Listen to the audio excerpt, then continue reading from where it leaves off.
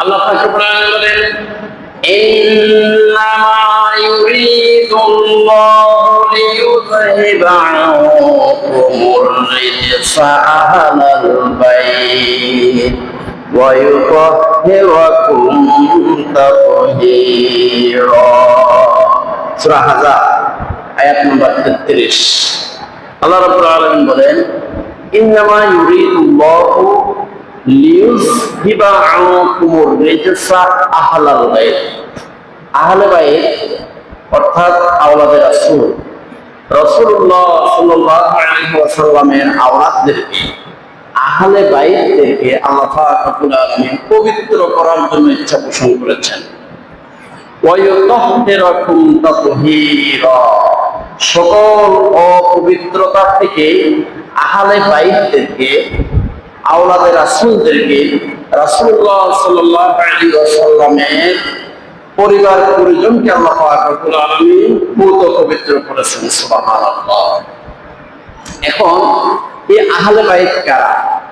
এই আহলে বাইত হলো রাসূলুল্লাহ সাল্লাল্লাহু আলাইহি ওয়াসাল্লাম, রাসূলুল্লাহ সাল্লাল্লাহু আলাইহি ওয়াসাল্লামের সকল স্ত্রী, রাসূলুল্লাহ সাল্লাল্লাহু আলাইহি ওয়াসাল্লামের সকল ছেলে মেয়ে, রাসূলুল্লাহ সাল্লাল্লাহু আলাইহি ওয়াসাল্লামের সকল মেয়ের জামাতা, রাসূলুল্লাহ সাল্লাল্লাহু আলাইহি ওয়াসাল্লামের ইমানদার চাচা জেঠা, ওনারা সবাই আহলে বাইত। ওনাদের জন্যই আল্লাহ পাক রব্বুল আলামিন বলেছেন, ওয়া ইউতাহহিরাকুম তাতহীরা। আল্লাহ পাক রব্বুল আলামিন রাসূলুল্লাহ সাল্লাল্লাহু আলাইহি ওয়াসাল্লামের আওলাদ পরিজন, পরিবার পরিজন, আহলে বাইত থেকে পবিত্র করার জন্য ইচ্ছা পোষণ করেছেন, ওনাদেরকে পবিত্র করেছেন।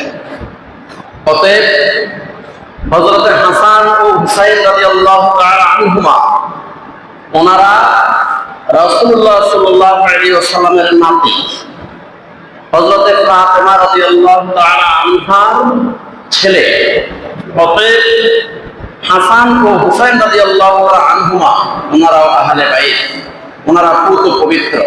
রাসূলুল্লাহ সাল্লাল্লাহু আলাইহি ওয়াসাল্লাম ওনাদের ব্যাপারে বলেন, আল হাসানু ওয়াল হুসাইনু সাইয়্যিদা শাবাবি আহলিল জান্নাহ।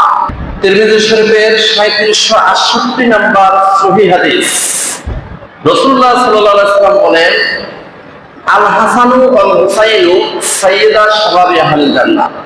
হাসান ও হুসাইন রাদিয়াল্লাহু তাআলা আনহুমা, ওনারা দুইজন হলেন জান্নাতের যুবকদের সর্দার।